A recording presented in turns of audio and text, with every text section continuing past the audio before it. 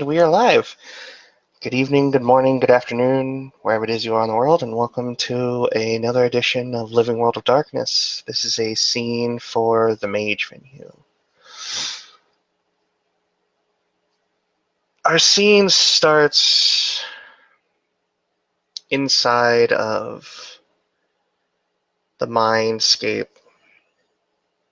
the shattered soul in the deepest depths of what remains of Maggie at her core.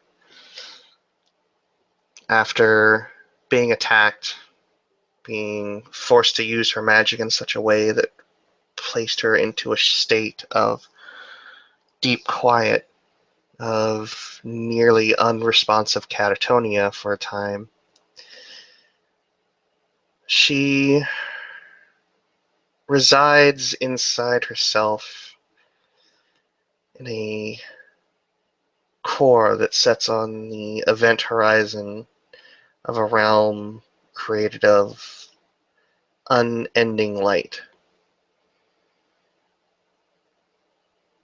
Curled up into a ball, pulled away from what she knew as existence. She now disassociates with everything she knew, convinced that this state of being in perpetual limbo is the reality that's true. Because why would you want to live in a world filled with the amount of pain that she's had to endure since the moment of her awakening? Perhaps half fooling herself into what ascension might be like, or that it's just simply better than constantly living in pain by being incapable or unwilling to let go of the past. And it's here that she sits in a silent solitude.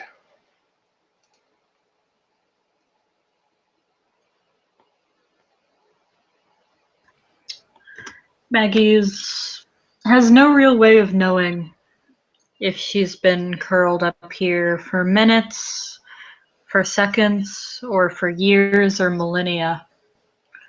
But though there's no floor in this void, there's footsteps begin to approach.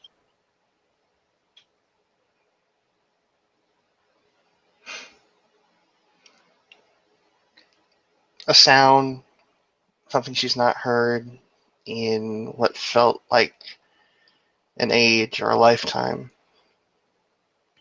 She'll open her eyes slightly and look out into the expanse to see where that sound is coming from.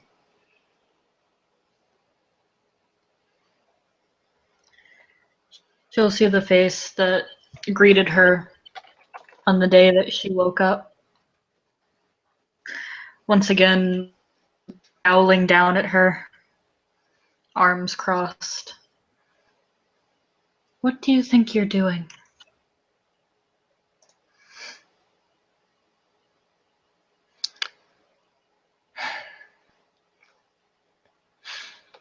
Existing.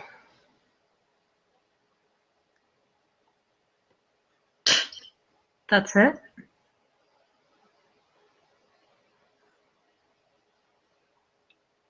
Is there more?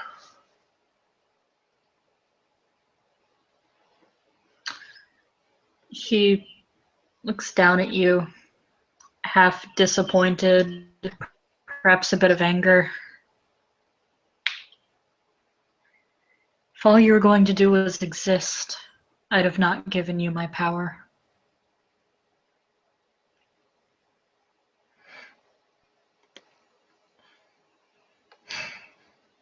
It was that power that put me here.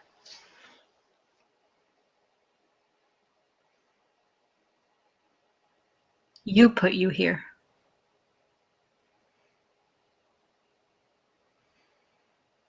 Why are you here?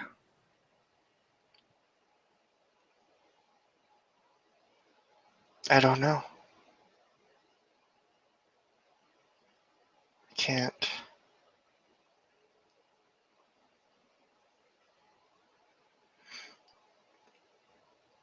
So many parts are gone.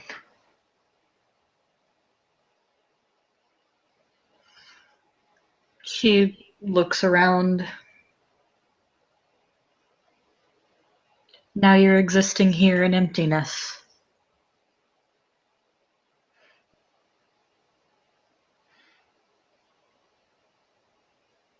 I think that out there was pain. Constant pain. It doesn't hurt here.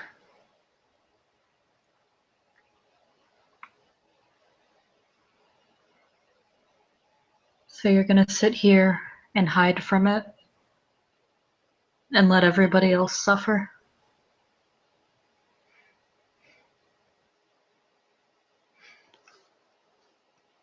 She'll avert her gaze.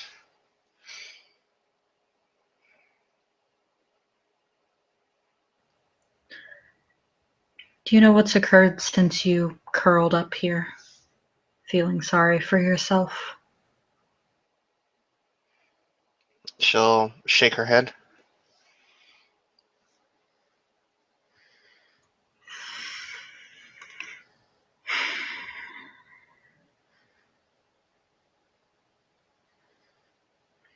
She pauses for a moment, and the area around the void begins to change a bit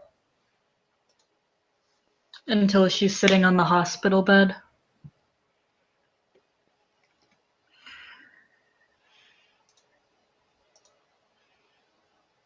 Beside her, in two beds, there is the injured shape of Kin, the injured Aiden, and one with the sheet pulled up over the face.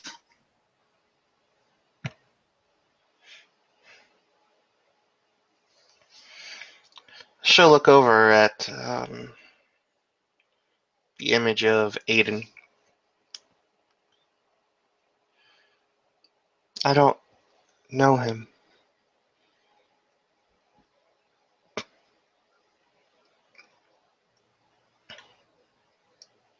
No. He still laid his life on the line for you.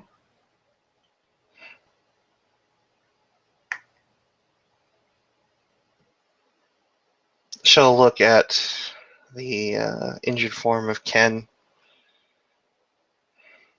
I know that face.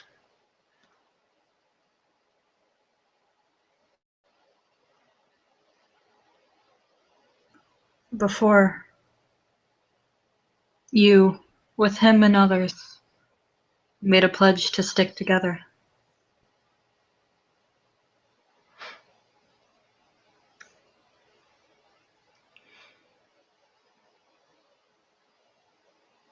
And that last one.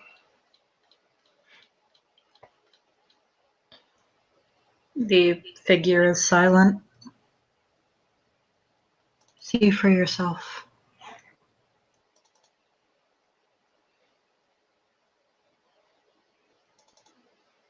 She'll slide out of the bed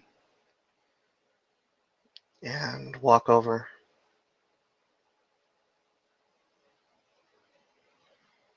What will I see?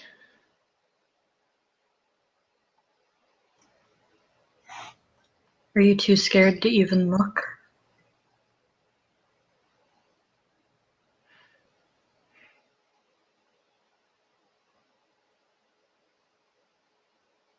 You know the answer to that question, I think. And she'll put her hands onto the cloth.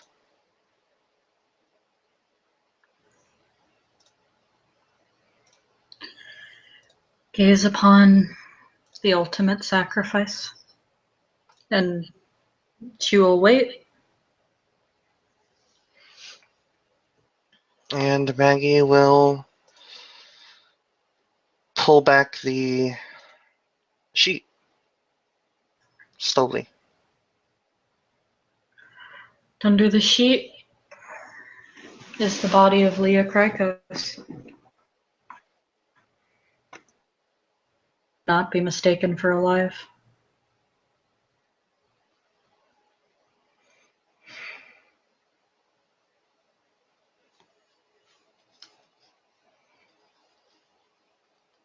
She'll stare down for a moment.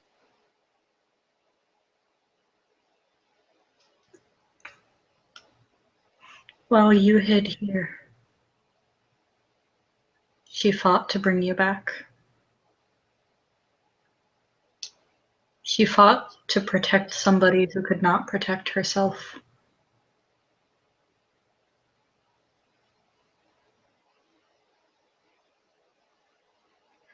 I didn't ask her to. You didn't have to. She knew what was right. Not even the ultimate price to pay stopped her.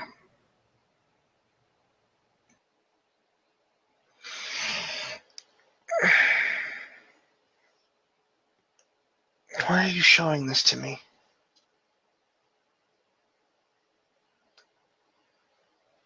Because you've been wallowing in self-pity long enough.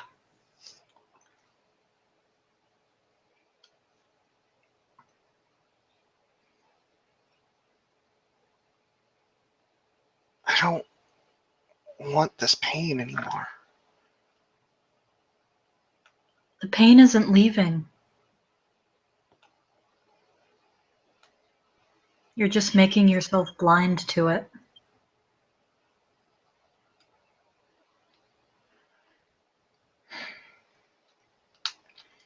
She'll let out a heavy sigh and turn back. Gently start plucking individual strands of hair out of Leah's face.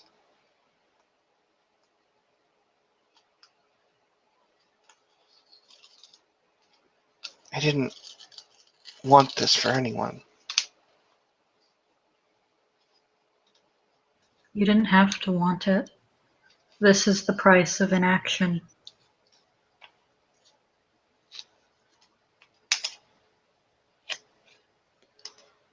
Inaction.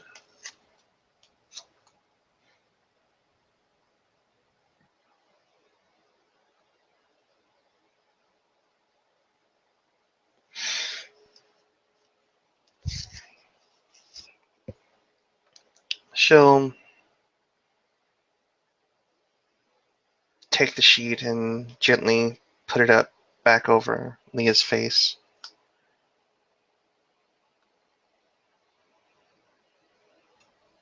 When you to this nothingness, letting it consume you, you're not letting the pain stop. You're removing any chance of it getting better.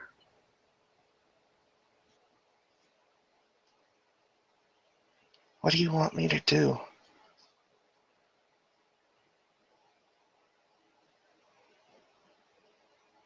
Anything. Literally fucking anything.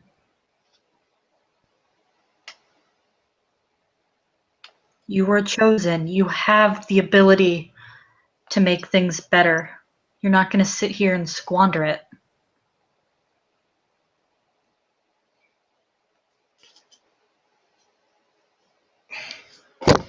Even if I could go back, if I wanted to go back, I don't know how.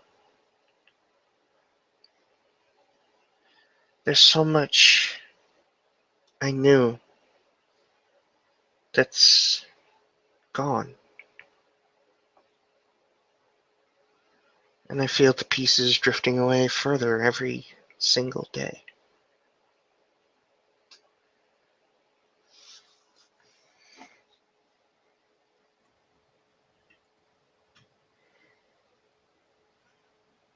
It's not too late to try to salvage it.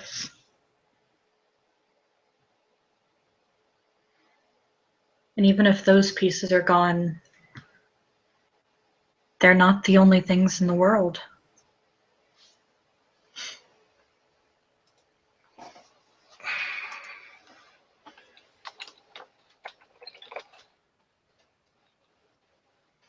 She frowns.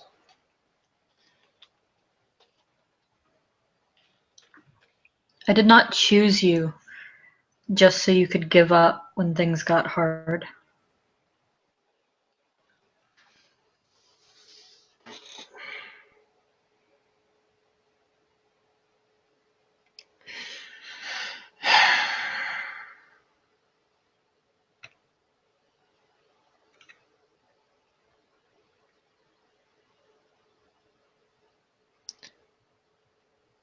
What do you want me to do? How? I don't. She'll look at the walls around her, put up, perhaps by herself, and put her hands against them.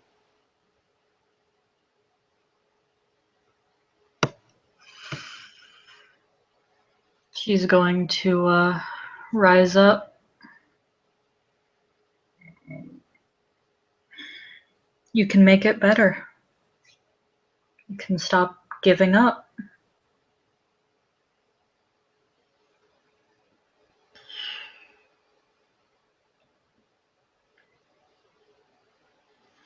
How many more times am I going to have to suffer through somebody dying? It's always death. Keith, Brandy, Leah.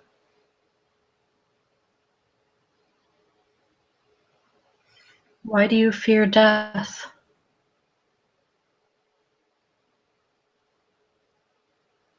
Because it breaks bonds,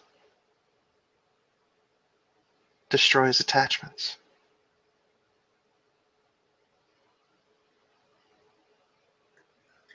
Allows things to be made new once again.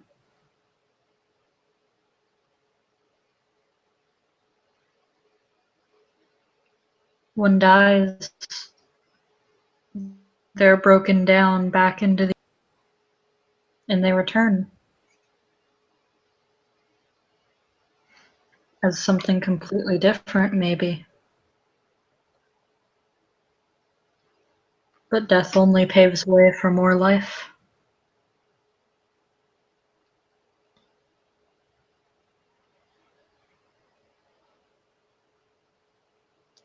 I want to believe that. Then why don't you?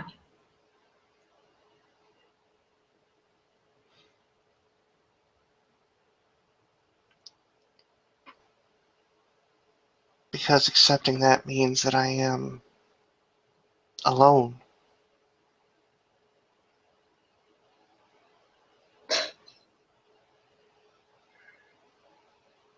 Humans are so egotistical.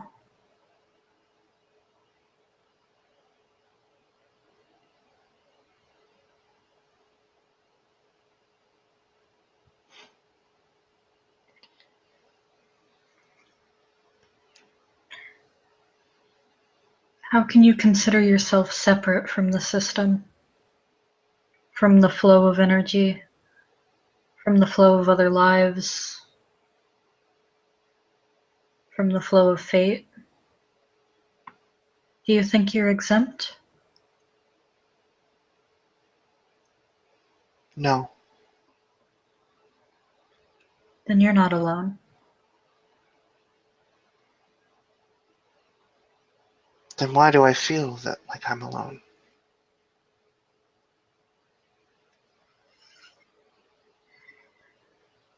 Because right now, right here, you're trying really hard to be. She'll walk over and look at the two on the hospital beds.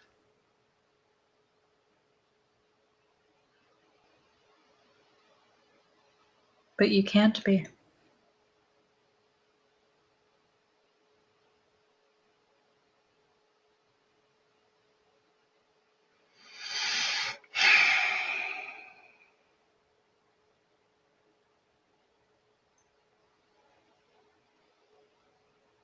From the moment the energy, the life force, from the moment the mere concept of you potentially existing was a thing, the threads were woven into place. You are connected, whether you want to be or not.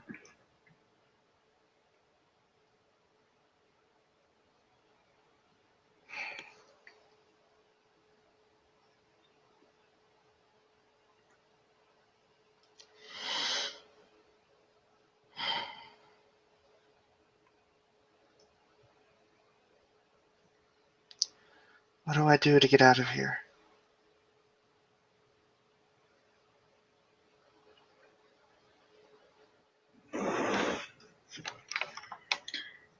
Pick these pieces back up.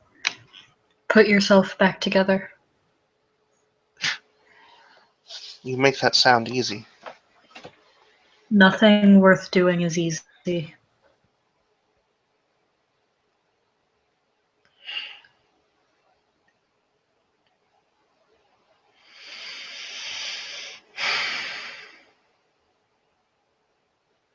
She'll look up, blink a few times.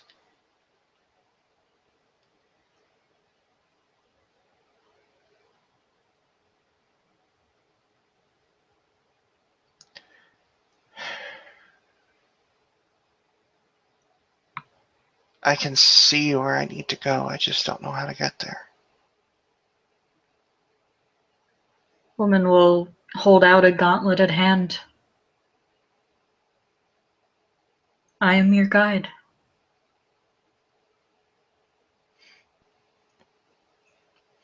She'll reach out tentatively.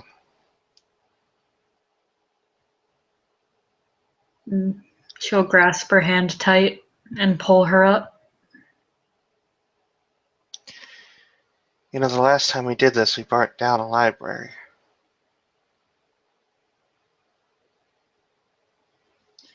And this time we might burn down a hospital. She grins. I really don't think that's a good thing. I'm just saying. Suit yourself.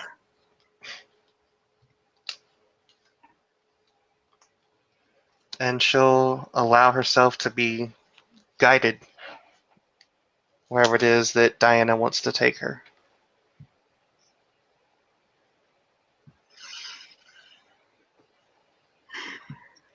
Let's see, which one is it? First, Diana will lead her back to her old apartment.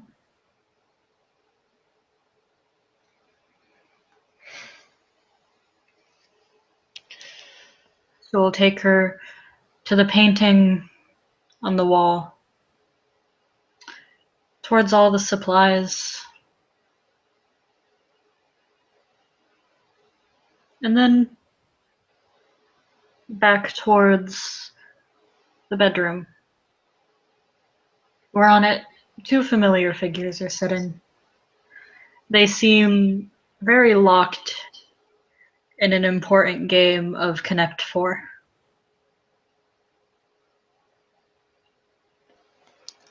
Does Maggie recognize these individuals? It's Brandy and Keith.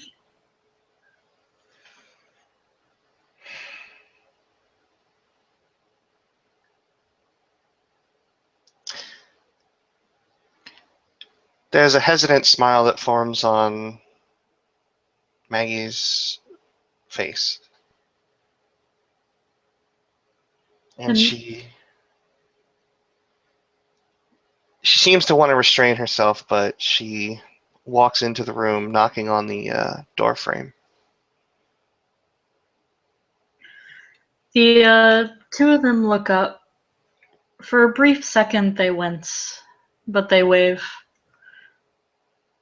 And they put on a very strained grin. Hey.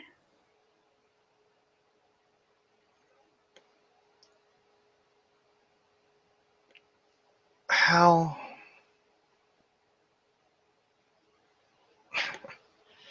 She'll chuckle.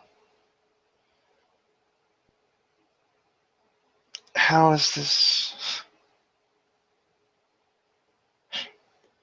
And her laughter gets to be a bit more giddy as she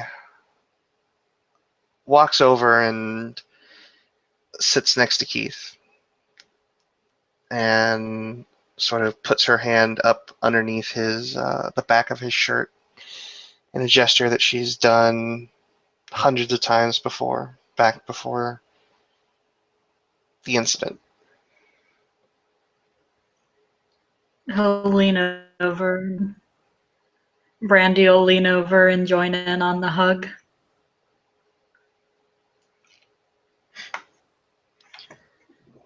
I, I thought you... She'll chew on her lower lip. It's really good to see you both. Both give you a very sad smile.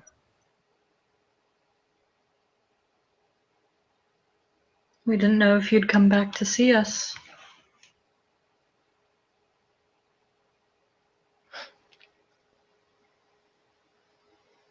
I couldn't...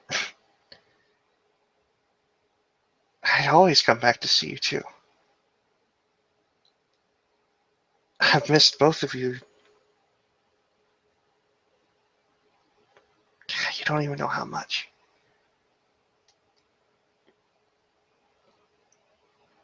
They don't seem to have a response to that. Just nod a bit. Yeah.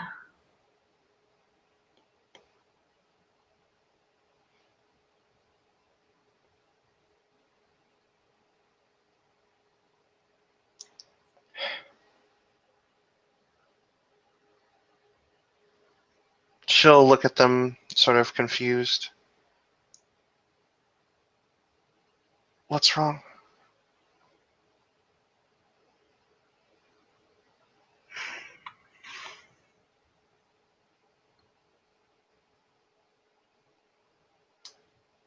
We thought you weren't coming back.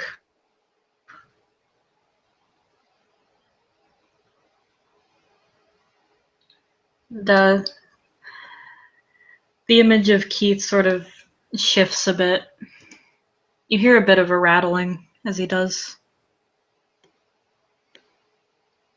Maggie will take a interest in what she's hearing. Give me perception alertness. I will give it a shot.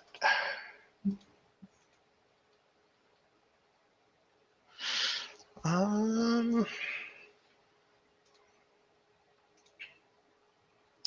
Depending on difficulty, 3 successes.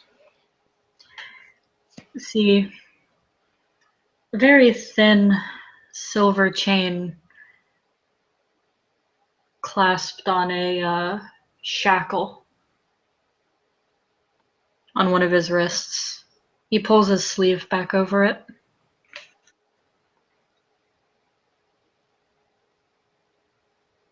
She'll stand up rather immediately and reach out for his arm. Hesitantly, he'll hold it out to her. He winces as she inspects it.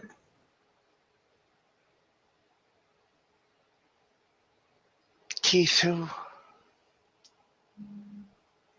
She'll look back at Brandy. You didn't.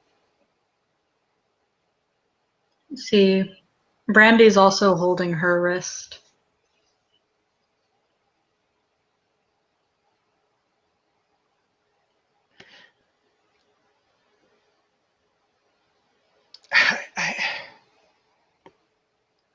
Who did this to you? And she starts to try and work her hands into the clasp on the shackle, trying to pull it open, trying to pull the pin out. It's shut absolutely tight.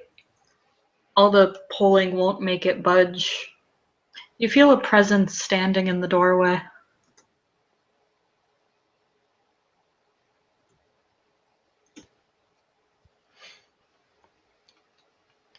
She'll look towards this presence. She sees herself. Red, bloodshot eyes, but still a grin on her face. And around her neck on a necklace is a key. She doesn't seem to see you. She's just kind of admiring the two that are chained up.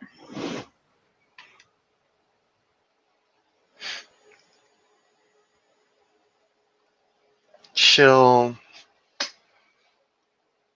inhale sharply and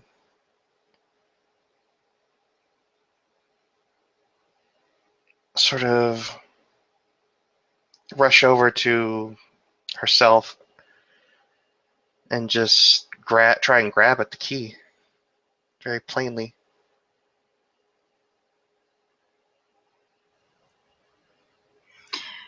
She finally seems to notice you as your hands close around the key, and her hand grabs yours. What are you doing? You you can't be serious. You've got them chained up.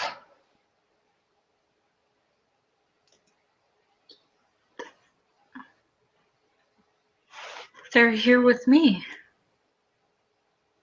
They're happy here. We're happy here.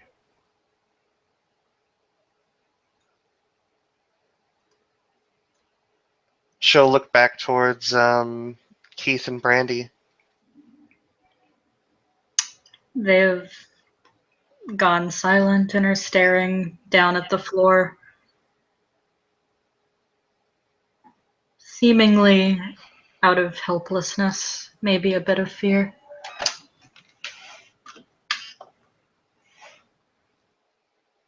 Guys, tell her. I mean, and I'll roll perception empathy on the two of them. Sure.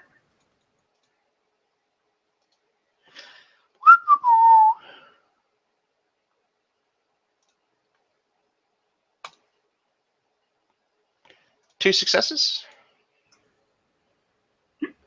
Kind of the face of someone who's tried before and failed. They don't think that there's any hope here.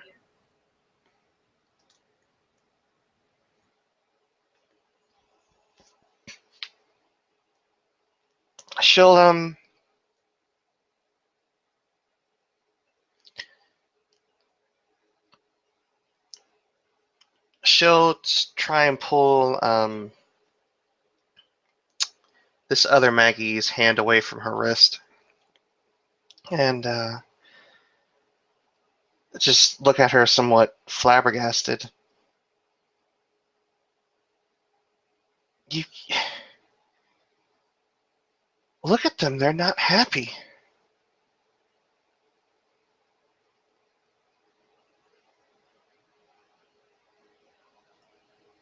Of course they are.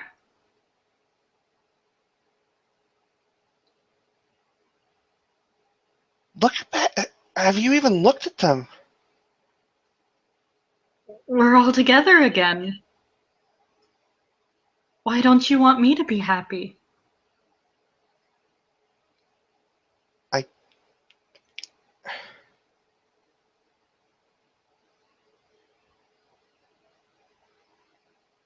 They're.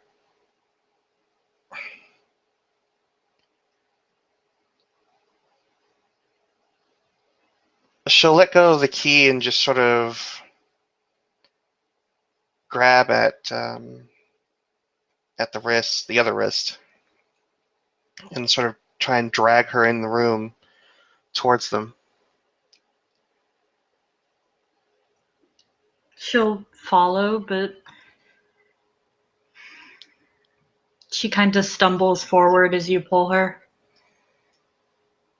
Look at their faces.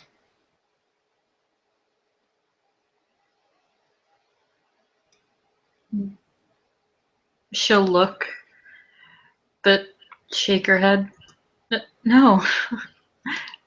Why wouldn't they be happy? We have everything we need right here.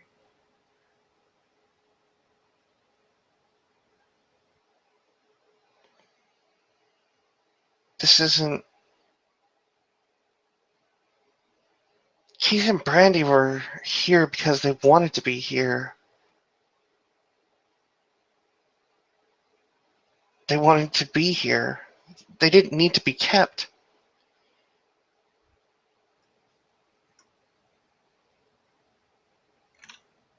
What about me?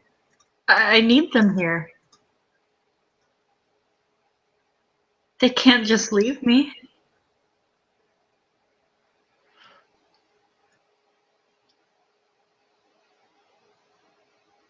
They're already gone. No, they're not. They're right here. They're with me.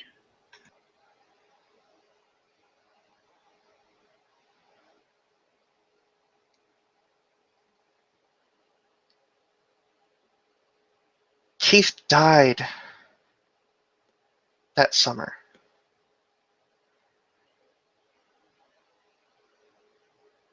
Brandy last fall.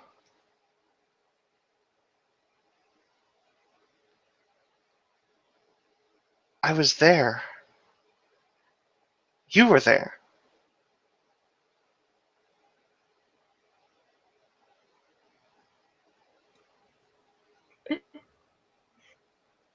It doesn't mean we all can't be together again here. This is all we need. It was fine before you showed up.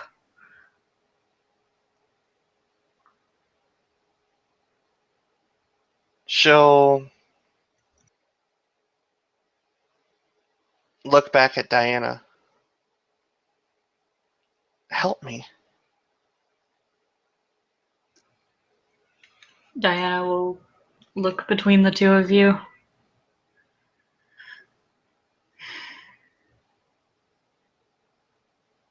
You have to choose yourself.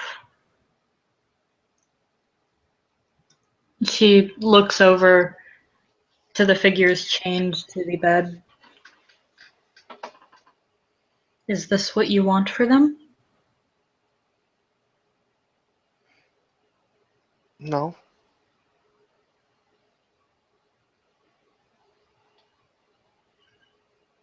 Are you willing to let your for them?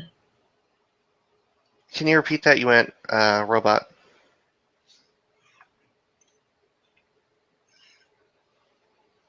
Can you let yourself be hurt for them?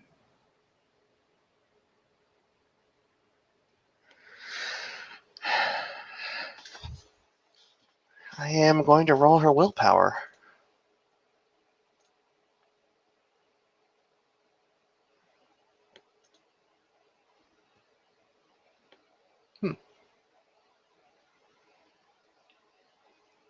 Depending on difficulty. I'd say that you're not totally overcome by your own emotions. And as you look over at them, do you really want the people you loved most to be prisoners?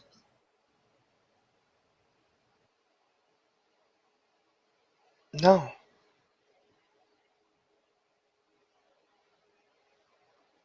And she says that was sort of almost like a. She says it with a tone of maybe resignation at that point. The version of you that's clutching your wrist, she lets go, and she falls to her knees and breaks down crying. You have the silver key in your hand.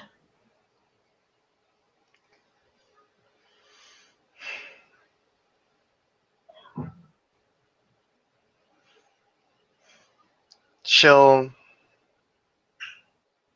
go to unlock the shackles, but she'll hesitate. You hear a whimpered, please. I can't let them go. From behind you. But both Brandy and Keith seem a little hopeful.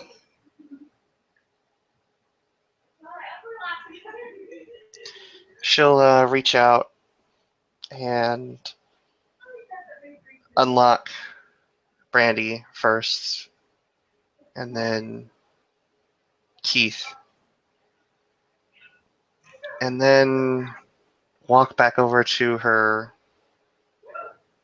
bereaved self and just sit beside her and put an arm over her shoulder. And Keith, as they're unlocked, they pause for a moment, but they soon join you. And for a brief moment, all of you hug very tightly. They look at you with tears in their eyes and say, "Thank you. We love you." And as you sit there and hold them, the three begin to disappear.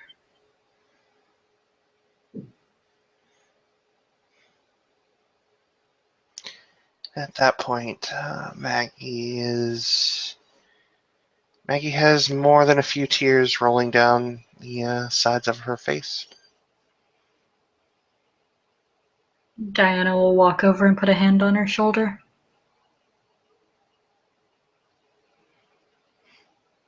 Just because accepting they're dead doesn't mean that they're gone.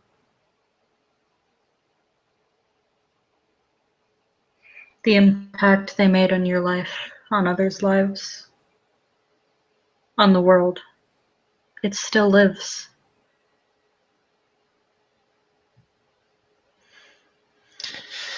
Yeah, that doesn't really take a whole lot of the bite out of it, does it? And she'll No. stand up and wipe her eyes.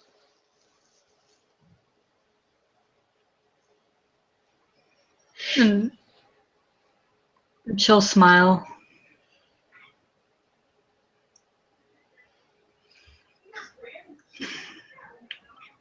You ready to keep going?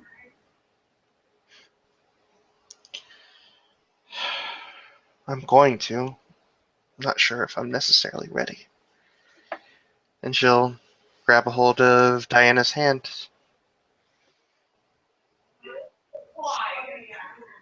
And Diana will lead her.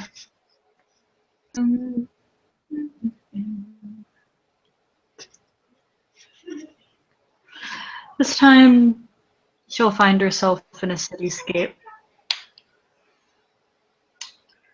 The one that she's lived in for quite a while now. Almost sort of like a comic book.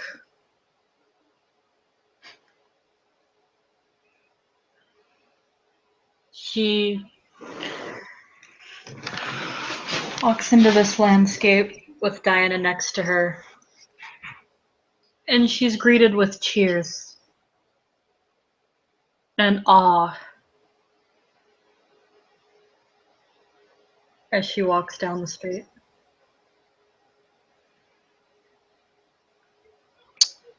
She's a little taken back.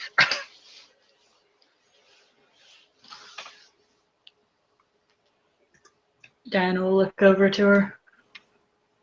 Surprised? You made this place.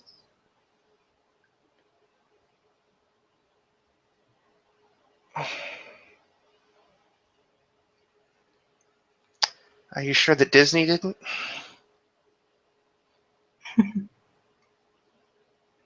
No, this was all you.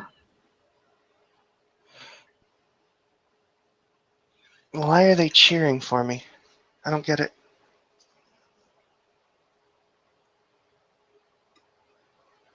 Because you did something.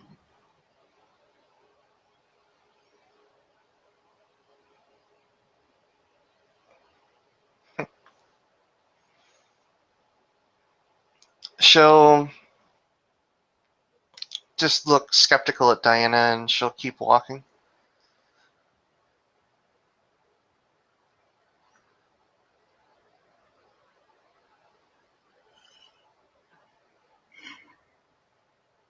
Anna will lead her forward.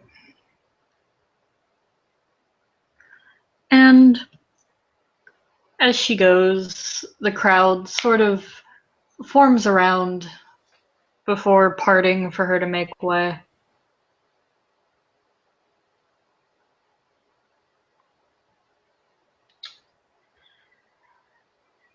This place. Why did you make it?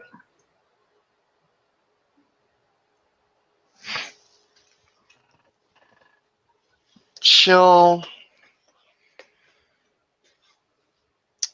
look around and still sort of at a loss. She decides she'll go to a newsstand to see what the papers say. She's read enough comics, she knows how this goes. In great big headlines. New York City saved once again by vigilance. She'll very deeply facepalm. Diana will sort of point down to a lower headline. This one's my favorite. It says, "World Hunger Solved, Linked to Death of Rabbits." She just shakes her head.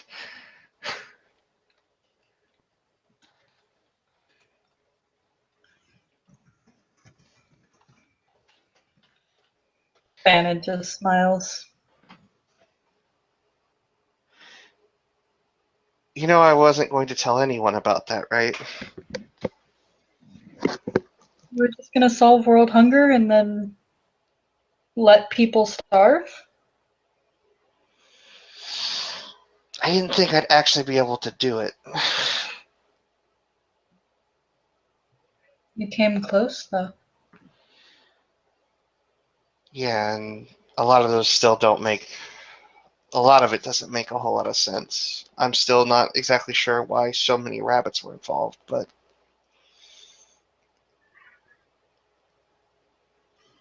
I blame Jericho.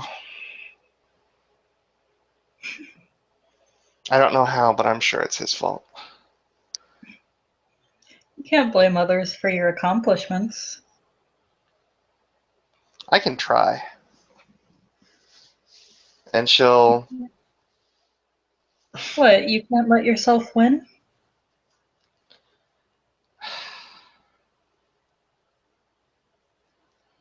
The last time I won was against.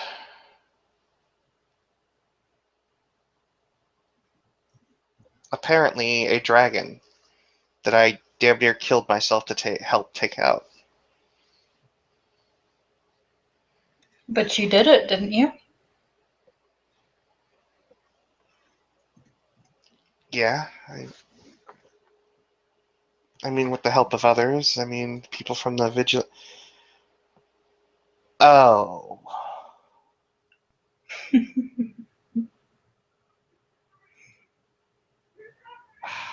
She'll just shake her head and pinch her nose as she begins to make her way towards the vigilant tower. Diana will follow her. The tower ascends into the sky, seemingly endlessly.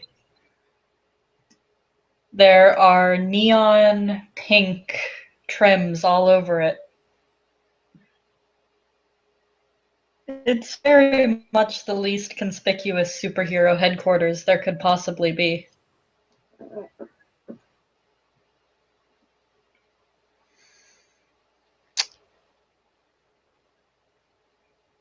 You know, there are times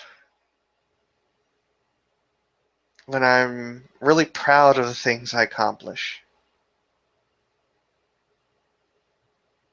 I can see that. This is not one of those times. And she'll walk in through the lobby to go to the elevator to go up to the specific floor.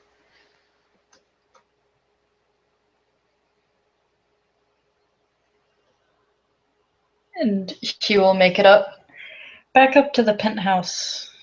But the place is strangely empty.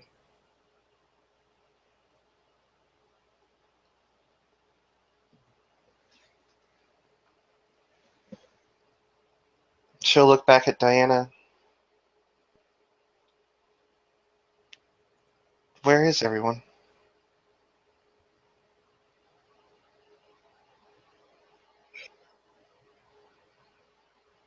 Well, saving the world is busy work.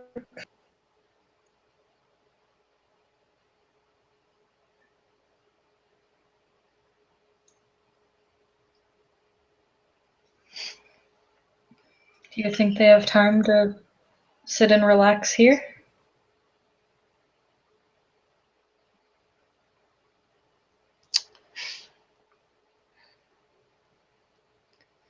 She'll she'll hold out her arm and look at it. And I would like to roll my arete for a mind 3 effect. What are you trying to do? She would like to, if she's able, to try and conjure up a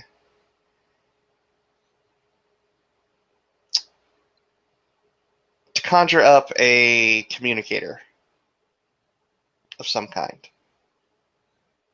Okay, go for it.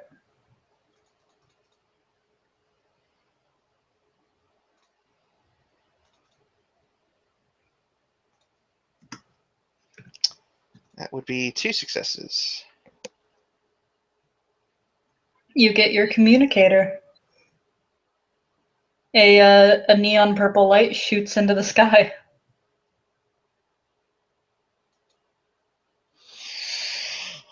She'll walk out onto the balcony and she'll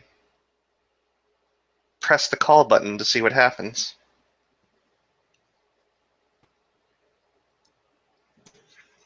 There's the muffled sounds of fighting, followed by Tommy's voice.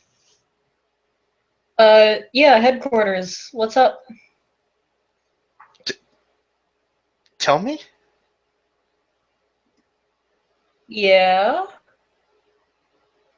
What?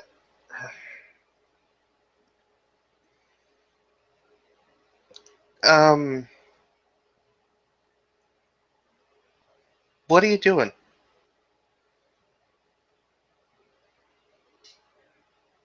Uh,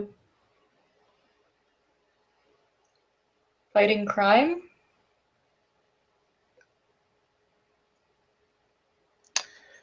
Okay, um, I'll get back to you. And she'll switch off the communicator and sort of just take her hands and rub them through her hair. Uh,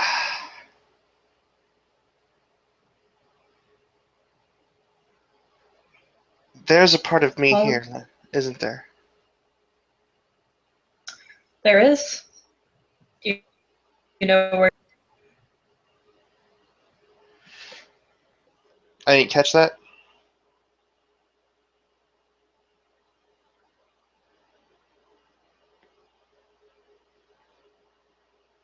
Shelby.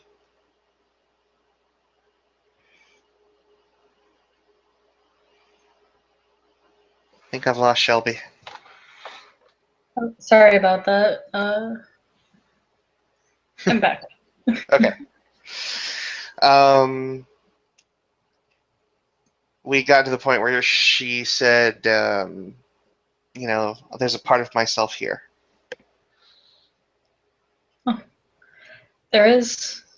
Do you know where she might be?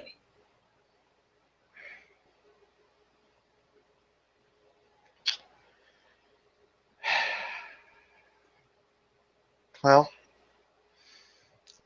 if I had to guess, probably fighting alongside Tony.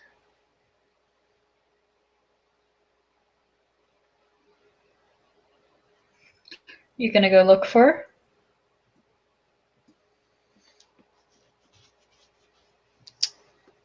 Yeah, yeah. And she'll press the comm button again. Tell me, Yo. do you have the ability to teleport someone? Yeah, totally. Coming right up. Why do you need? I need you to lock on to my signature, and if there's another signature like mine, teleport me to that specific signature. You got it.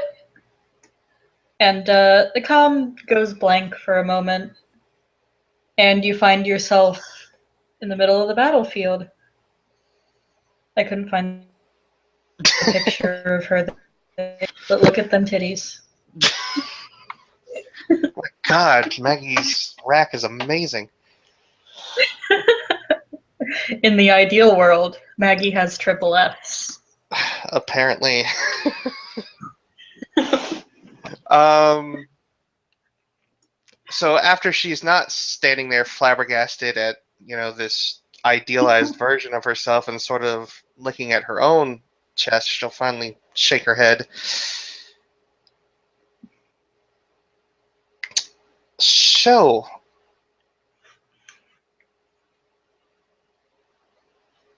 need some She help? sort of looks you over. Shh, we've got it handled. Thanks, though. Alright,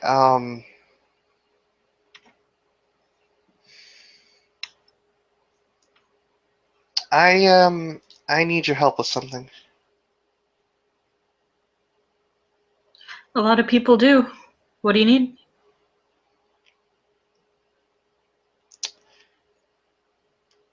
This is gonna be really super strange, so I'm gonna need you to work with me on this. And she'll scratch the back of her head.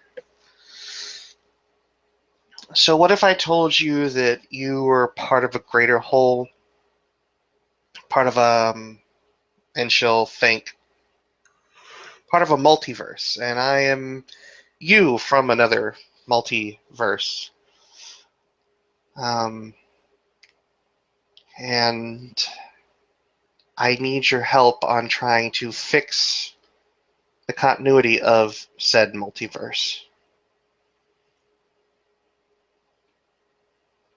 Why would I want to fix anything? I already, saved this world.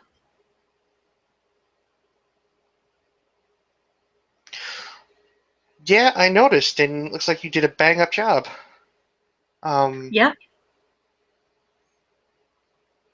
but other places need your help too.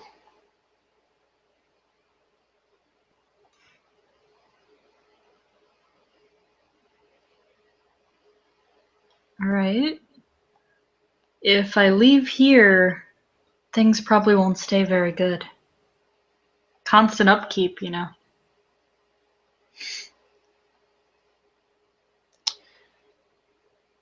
If you don't, this place might cease to be.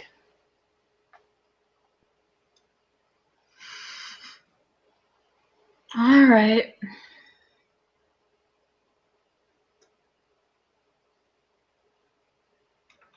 What do you need me to do?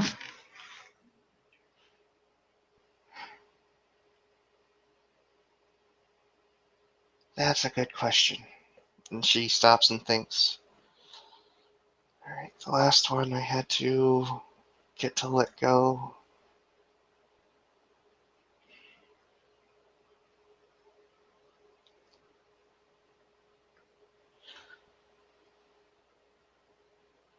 Why are you a... Why did you become a hero?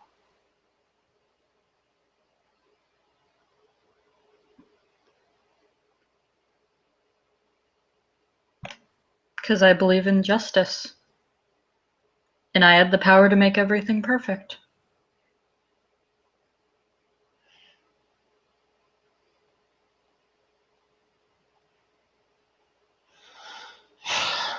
And what if you making this world as perfect as it is in turn deteriorating other worlds?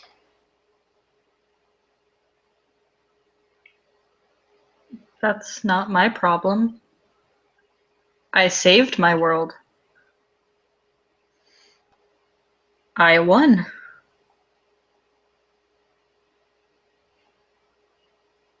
Yeah, and what about all the other worlds? Where's their justice?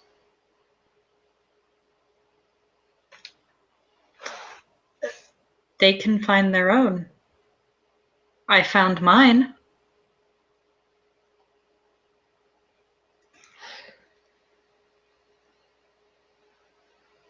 And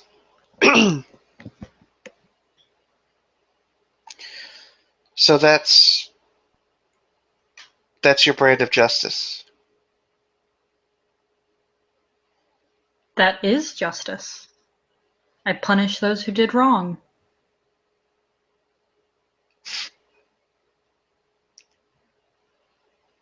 Wrong for you. Wrong to you. To this place.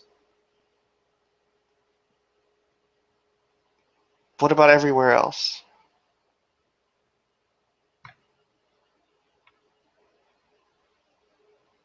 And we stopped being Marjorie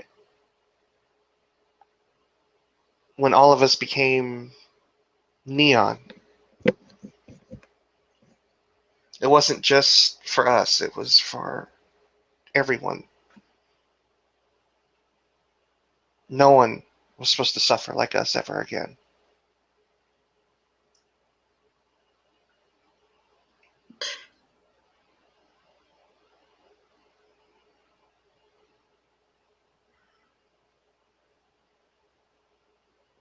But if I devote energy to all these other places, this place won't be perfect anymore.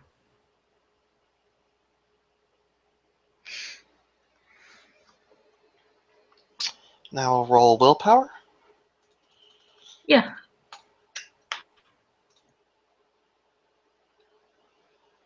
3 successes. Damn, Maggie is willful. Yeah, you say that now. Just gonna go ahead and knock on wood. Um,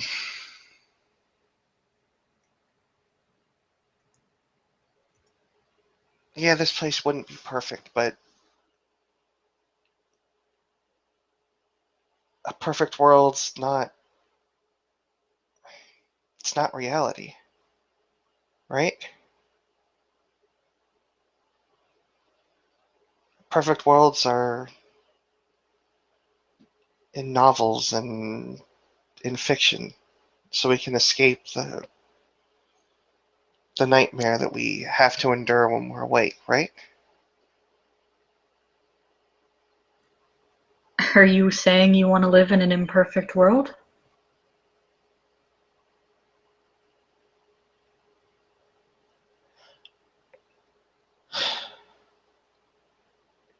I'm saying to actually do something to make the world better, to make it perfect,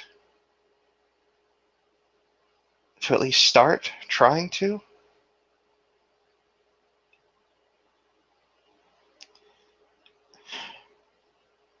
I need you to not be so absorbed in this world and help me.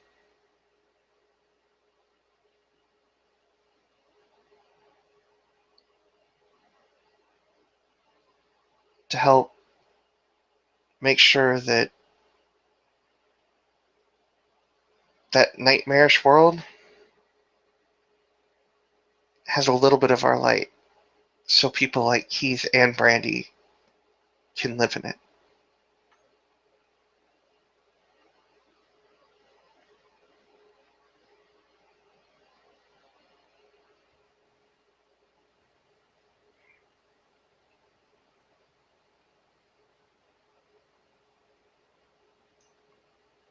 All right. What do I need to do?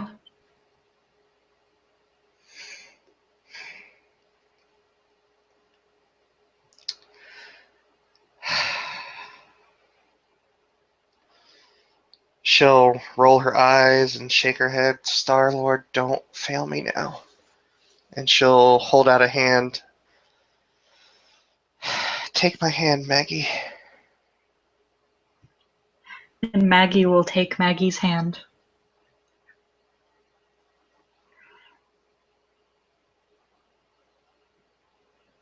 Diana nods in approval.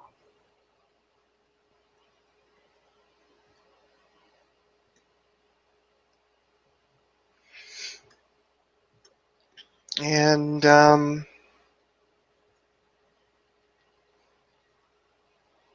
As the two of you have a very firm sort of, that hero-y thing where they lock hands. As this Maggie dissolves into neon light. And you feel your shoulders really flare up.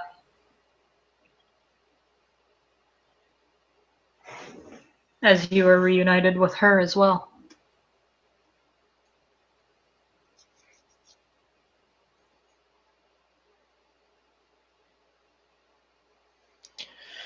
Maggie takes a deep, deep breath.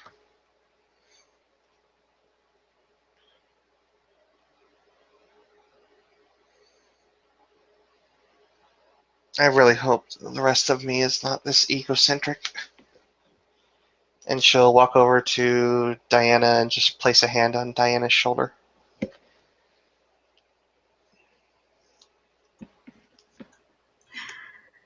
Well, they all have their issues. She'll pat you and lead you off once more. The cheers of the city folk echo in your ears as you leave this place. As you continue to walk down the street, things slowly get gray. The rain starts. Remember one of the many times you got triggered on an adventure with Tomi, in which you met Death himself with all the pained faces.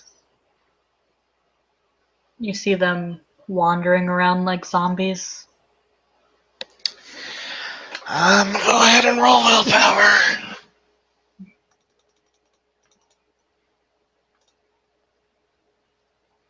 Still killing it, apparently.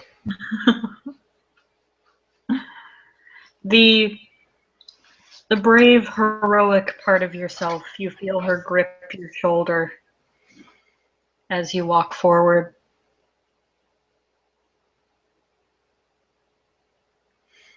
Lost you there. Oh, the part of you that's brave, the hero, Maggie, grips your shoulder tightly. Sort of feel it as you go forward. She'll put her hand over top of where she feels that sensation and give it a squeeze before. sort of giving herself that last bit of affirmation, and she starts to walk forward. You hear loud scraping.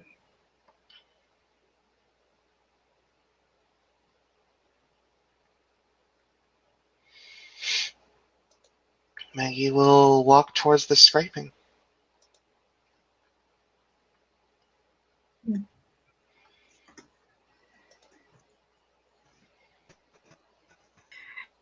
It takes you a while to get there. Those, some of them look familiar. Others, you're not quite sure. But you're filled with this sense of dread as you see all of them. And then you get to the source of the scraping. First thing you see is a figure. The second thing, coffins scraping the ground.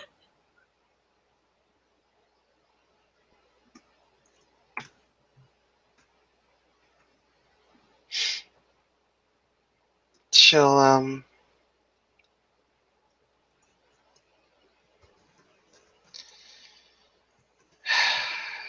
she'll look at the coffins and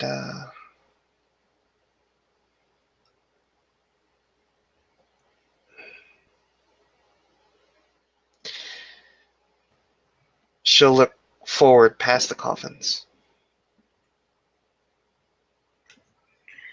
You hear quiet sobbing and groans of effort and pain as they're hoisted forward again, and you hear that loud, awful noise of the wood scraping against the concrete. She slowly walks away, dragging them behind her. Maggie will pick up her pace to match this this really morbid pallbearer, so to speak. She stops when you approach her. She doesn't say anything, just sort of staring at the ground off into space.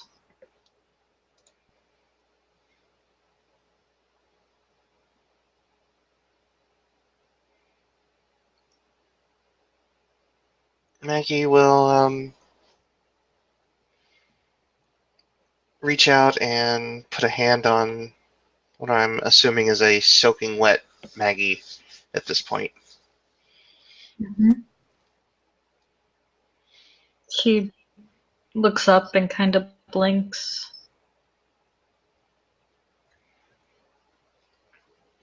Yeah, I know you.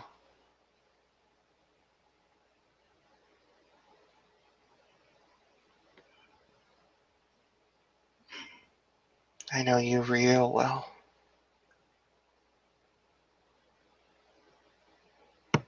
Why'd you come here?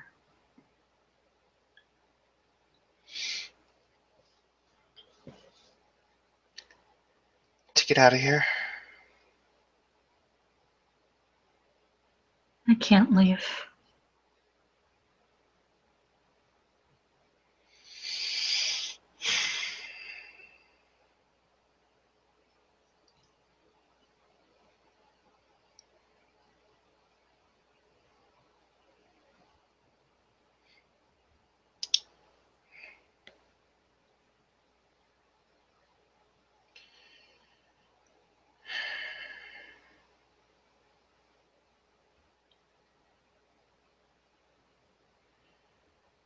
You know,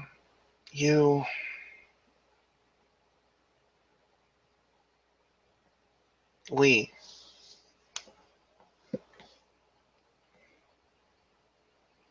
we've been walking down this road now for a really, really long time.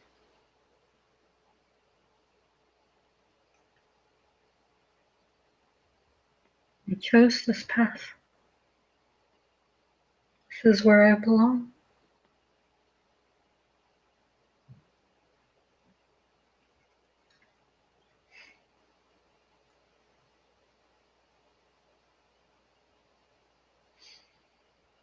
This path led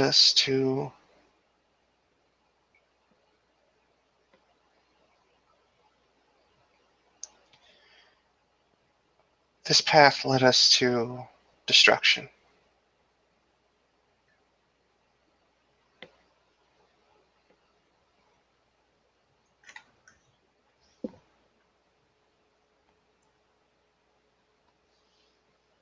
I can't leave.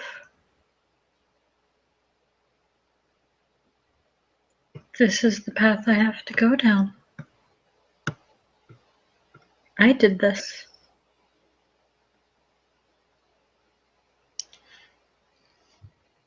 I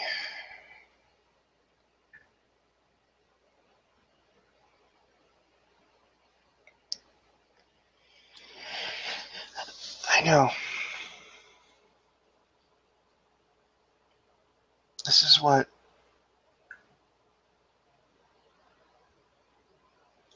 she'll look back at the coffins. It's our burden.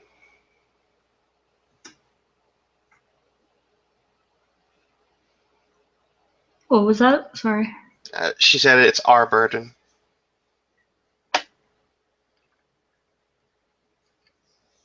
What do we do with it?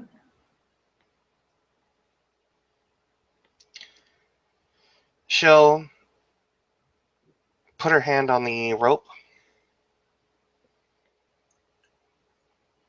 and very gently try and pull it out of the other Maggie's hand. Her grip tightens. This is all I have.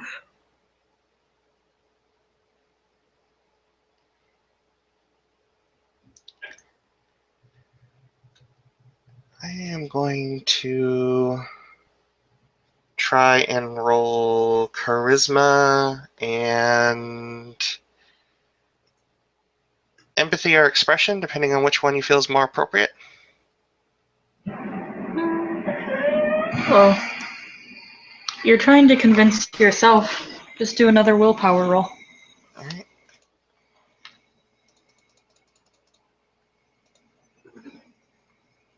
Whew. She will just sort of wrap this soaking wet. Well, I guess they're both soaking wet at this point, but she'll wrap this other Maggie up in a very tight hug.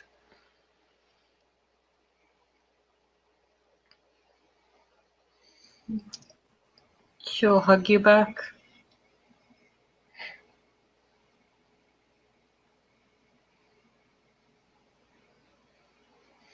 Let go. Just let go. And hang on to me. As you will yourself, you see her hands slowly start to loosen their grip. As the rope falls to the ground, she breaks into a sob and leans forward.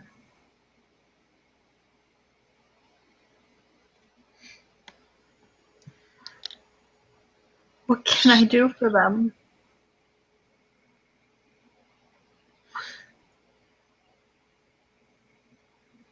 What can I do if I leave them?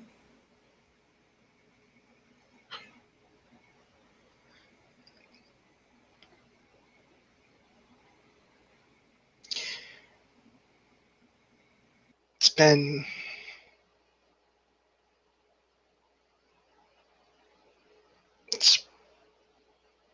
been a really long time. And I still don't have an answer for that, but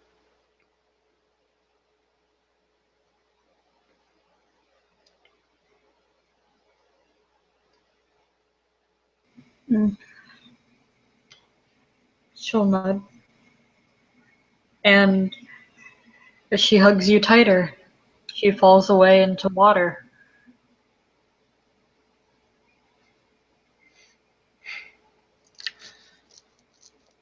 leaving you with Diana in the coffins.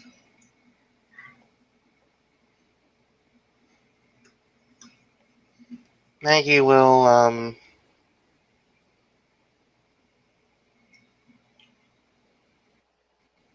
look at the coffins.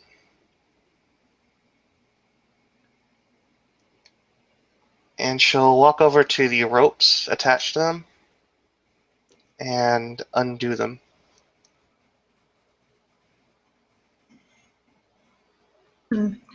As they're undone, the coffins too fall away into rainwater.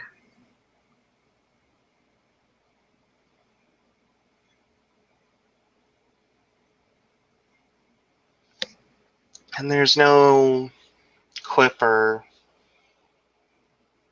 sarcastic limerick. She just walks up to Diana and takes her hand again. Diana puts an arm around her shoulder. One more. And she leads you. You soon find yourself in yet another abyss. This one, the top of a building. You can hear the crackling of flames. There's nothing else here besides the decaying structure and a figure staring out into nothing.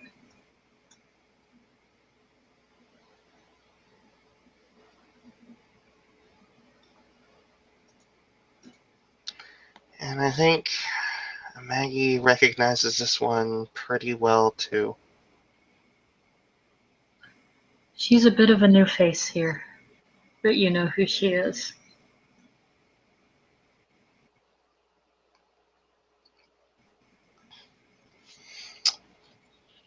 Maggie pauses and just puts a hand on Diana's shoulder. This one I gotta do alone.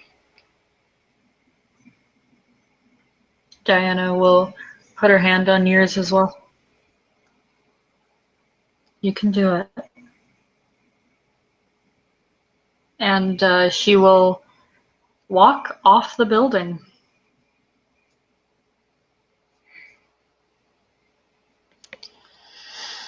And Maggie will walk towards this face. And as she does so, she won't say anything. She'll just walk there and stand next to her and sort of look out over that landscape.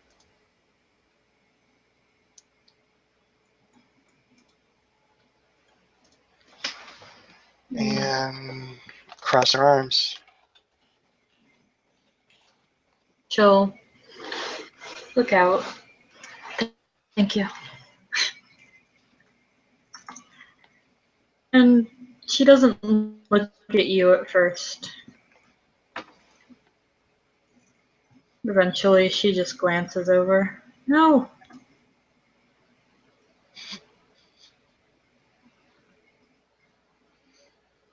What are you doing here?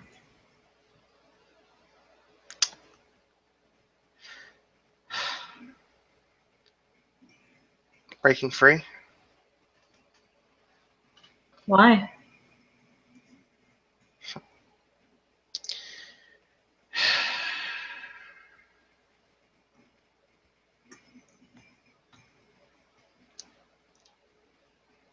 Why not?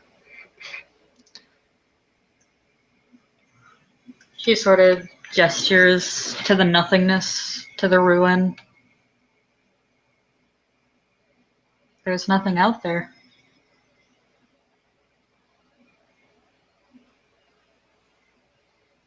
Yeah, I know.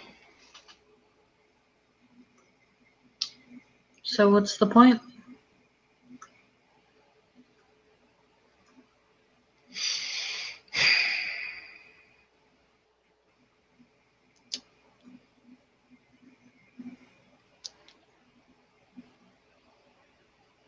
Leah's dead.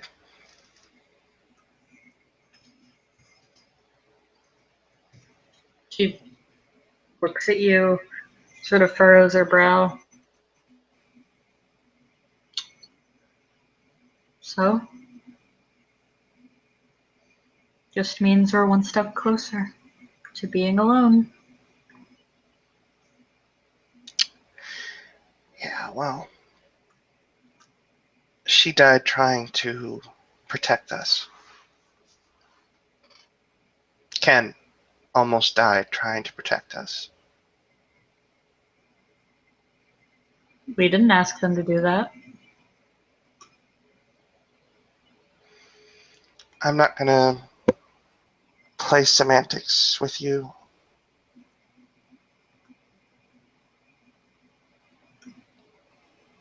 We're going to go. And as much as I get it, we have to do this. And if I have to carry you kicking and screaming, I will.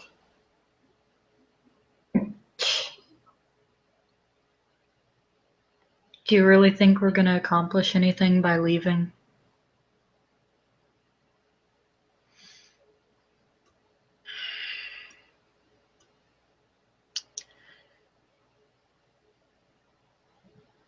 You know, sitting back in that prison, that event horizon,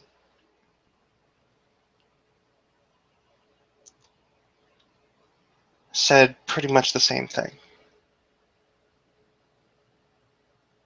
And already I've managed to pull several pieces back together.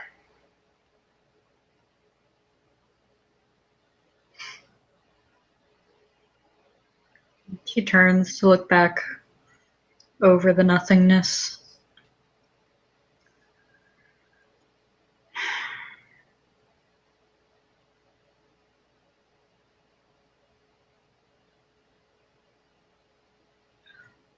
Whatever.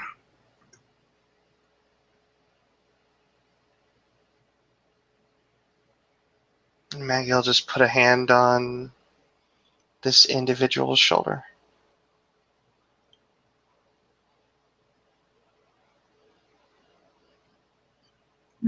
She'll look over at her.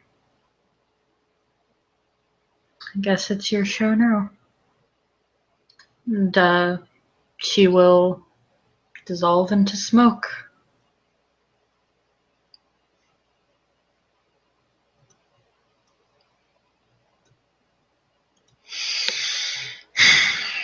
And you, alone on the building, a single light turns on in the distance.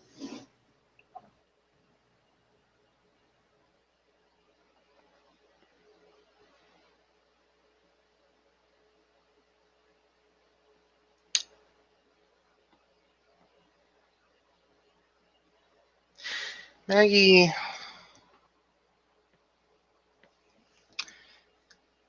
going to pause for a moment, and she will use a mind effect to try and draw that part of her out just for a moment. Part of her that she just absorbed.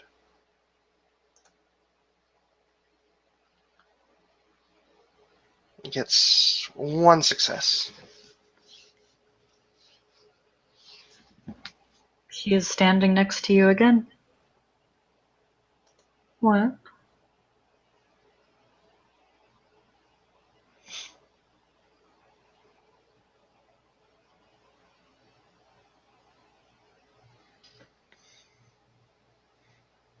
When we get finished with this,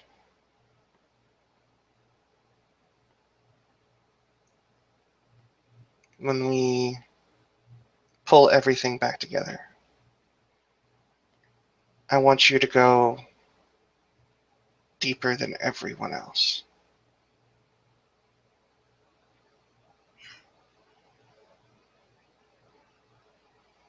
You're gonna try You to understand? suppress me too?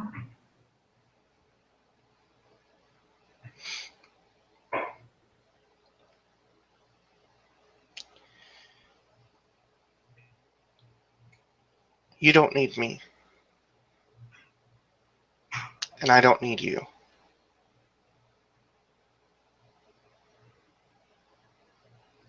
Fine.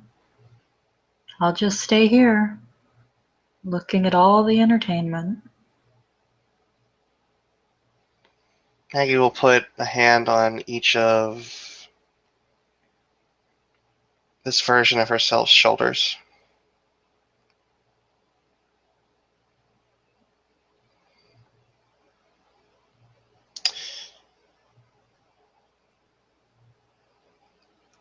You know, sometimes doing what's good for ourselves is the hardest part. I think you know that. You just don't want to accept it.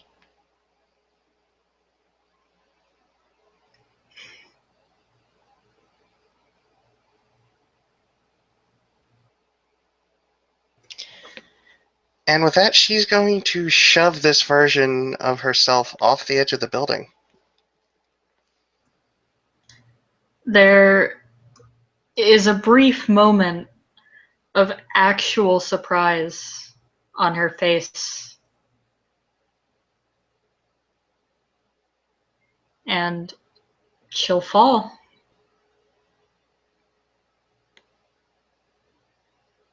She will dissipate into smoke. The wind will carry her back to you for one brief moment. I'll always be here. And she's gone. She'll look towards Diana. What else you got? Diana will point towards the light. And Maggie will walk towards it. Even though it appeared in the distance, it's barely a second before you make it there. It is Mount Sinai Hospital. There is a single light on the third floor.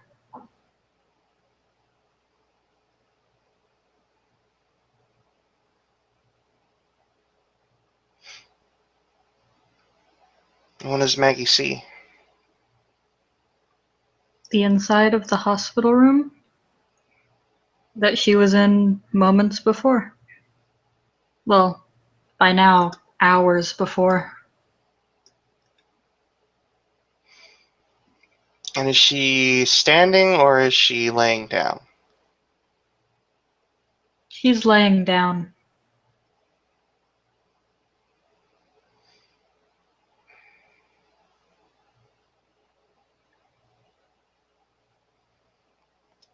She will sit up, or at least try to. There's faint twitching at the fingertips. You hear the EKG start going crazy. The rest is all a blur as this version of you blacks out completely. The next thing you know, your head is swimming. There's that incessant beep, beep, beep. There is the cluttering of confused, amazed, frantic voices as you feel like you're being pulled up from having been legions underwater, and you're just there.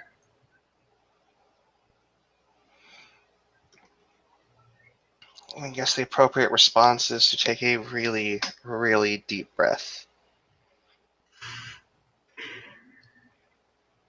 And after a while, all of the physicians buzzing around, checking vitals, checking various signs, poking and prodding at basically every part of you.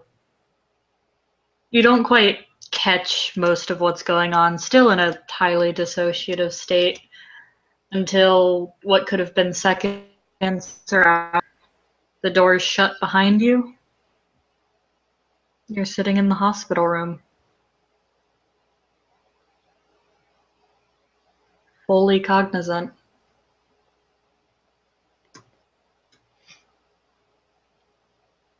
Maggie will look around the room to see what she can see.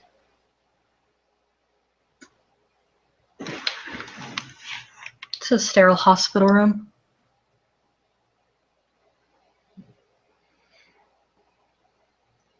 After a while, a few knocks, the door opens.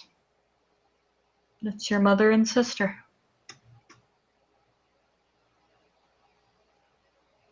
Sure, Mom's there?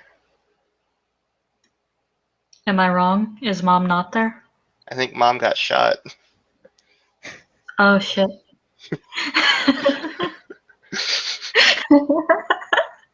It's your sister. Sorry to get your hopes up. Death is final and reincarnation's not real.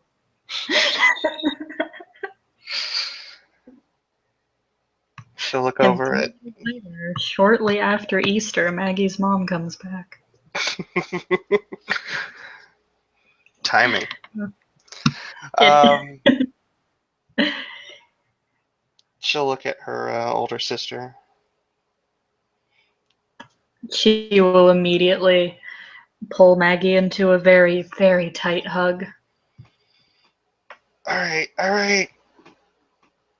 Still not like 100%, and that really, really hurts.